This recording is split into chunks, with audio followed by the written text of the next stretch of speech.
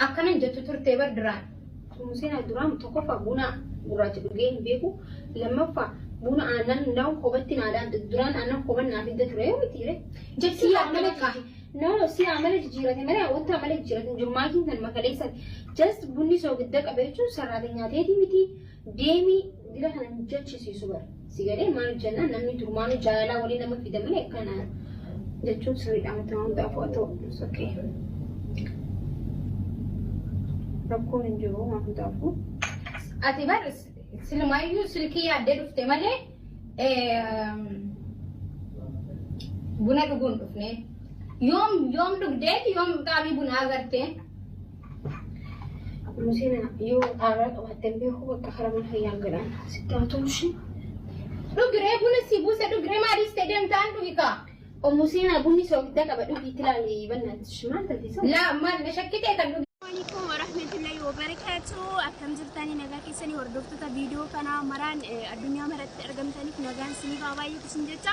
أما كاكو فاطمة جرما كان درتي قبضتي أوروميا إثيوبيا رايتو يروى أما كان تشاينا مقالة ينجن بكا إندستريال باركي أبني كيتون دي كمين أرجما جتور إيجا وجي كان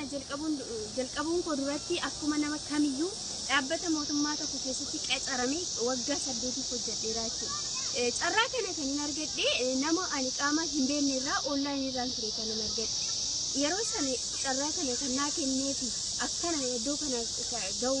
sababa kennaa ta'e liidar pooliisaaloo guddaan galateeffadhaa jechuudha. Itti aansuudhaan murteessee akka hojii kana hojjedhu ergan jalqabe immoo akka milkaa'uuf kan na gargaare rabbii koof alhamdulillah jechuun barbaada. Maaliif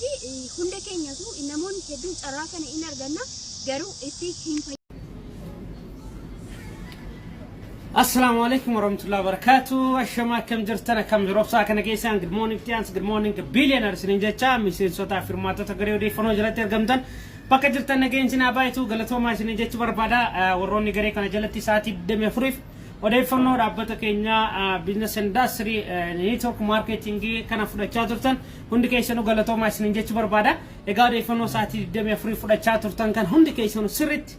gad fageenyaan dhaggeeffatanii baratanii akka jirtan abdiin qaba akkasumas ammoo wanta fashionitti wanta isin galeen nama garee kanatti isin fidee opportunity kana isin kanne gara keessaatiin gaafachuudhaan business addunyaa laasaa kana waliin dhuftanii hojjettanii isinis waliin guddachuu dandeessanii carraa isiniif kanname kanatti fayyadamuudhaaf mirga guutuu qabdan isin jechuu barbaada garanatti dhuftanii registraatoodhaaf wanni isin barbaachisu wanta muraasa jechuudha isaan keessaa ammoo tokkoffaa irratti kan isin barbaachisu